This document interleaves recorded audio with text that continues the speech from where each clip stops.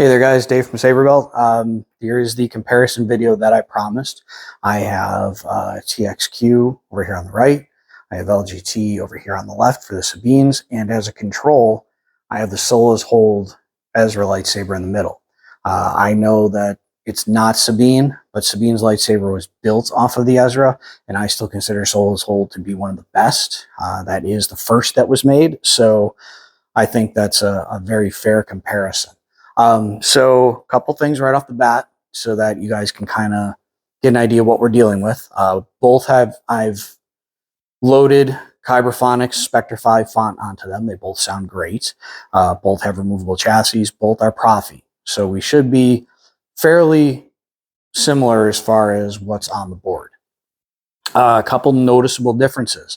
TXQ is actually a slimmer saber. So if you take a look at it, you know, and for a 7/8 inch blade, it is considerably thinner. And I'll hold the TXQ up, or excuse me, LGT up in a second. This one is made, LGT is made for a 1-inch blade. So it is a little bit bigger, a little bit heavier, but it's still a really, really, really nice saber. So let's hold the two of them up for comparison. Let me get my bulky arm out of the way. So you can see right away, the shrouds on the TXQ are actually longer, and you can see that they are very similar in their dimensions, very similar in their setups. TXQ does have this little nub that LGT does not. The control boxes are noticeably different. The pommel is different. Let me do that. The cutouts on the back for TXQ are different. Again, the shrouds are longer. And this has the nubs on both sides where LGT just has it on the one. So again, very, very, very nice sabers. Very well done.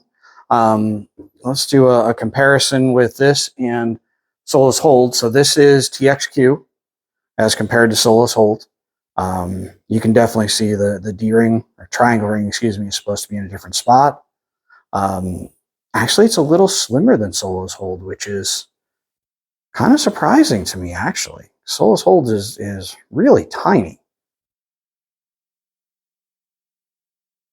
Now, you can definitely see some of the differences right away.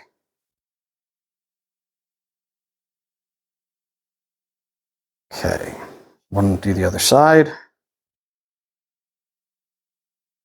All right, I'm going to reach across the camera. I apologize.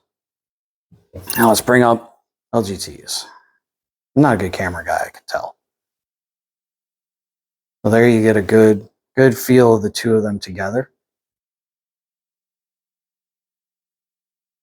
Again, Solas Hold has these nubs. LGT does not.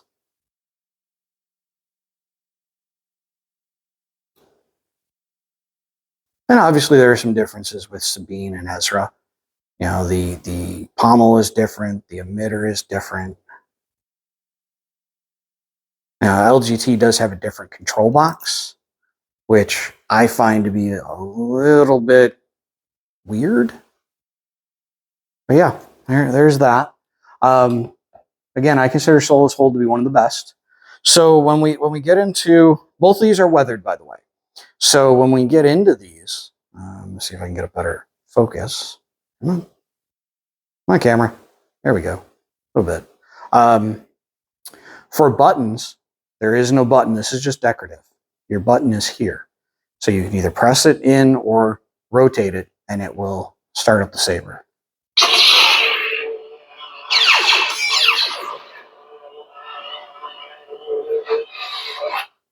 And I put the twist gestures in there.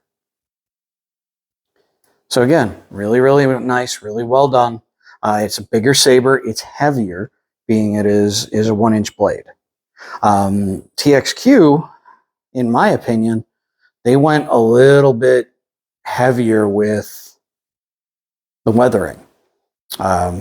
This is purely decorative. It does move. It's on a spring, so it does kind of move and snap around. I think TXQ nailed a few more of the details, especially with these nubs, these these pieces on the back, which are a little more accurate. This control box looks better, and the buttons are on the control box. So you have power and ignition on the top, auxiliary on the bottom. So yeah, but there's your two. You know, again, 7/8 inch blade on the TXQ, 1 inch on LGT. So they are definitely very different. They function quite a bit differently. They feel differently. They're heavier versus lighter, LGT versus TXQ. Yeah, the shrouds, I think the shrouds on the TXQ look better. They're a little bit longer. They are a little bit better. One thing that LGT does include is the secondary display emitter with this kind of nub sticking out of the center and the hole pattern on the center.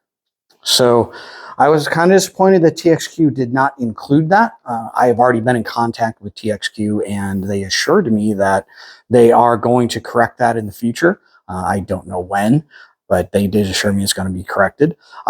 Chassis-wise, you know, the chassis are very different. I'm going to see if I can do this without turning the Saber on, because I am notorious for turning the Saber itself on.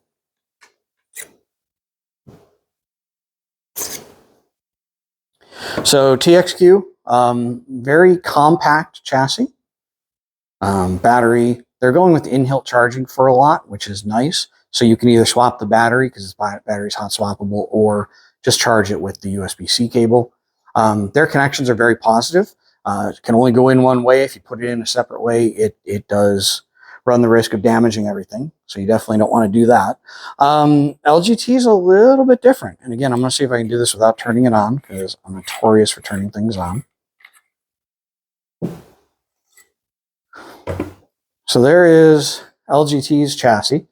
I think it's a little cleaner, to be really honest. Battery, USB-C cable. They do have a kill switch to protect your battery. Speakers enclosed. Again, USB-C for charging. Of course. Hit the kill switch.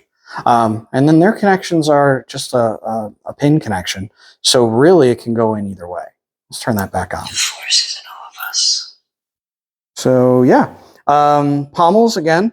This is where it's very weird. The pommel on TXQ is actually bigger than LGT's, which I find rather interesting. Both very nice. But again, TXQ, the Saber itself overall is a little bit better. The pommel I like a little bit better on LGT's.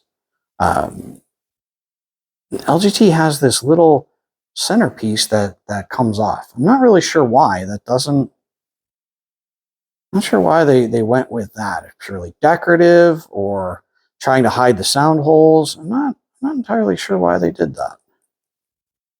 But there are your two Sabers. Again, both very, very nice. Both very well done. If I had to pick an accurate, I think, and this is my opinion, I think TXQ is more accurate.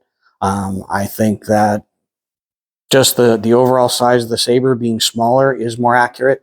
They have a little bit of a longer neck. I think the weathering's a bit heavy, but that's just my own personal preference. But guys, tell me what you think of the two. What do you feel is more accurate? What do you think looks better? What is something you would like to see them change? What is something you would like to see included, not included? Yeah, that's your overall look, guys. I hope you enjoyed it. I hope this answered a few questions for you. If you have more questions, please put them in the comments of the video. Message me directly. That's fine. Whatever you'd like to do, I will be happy to answer what I can.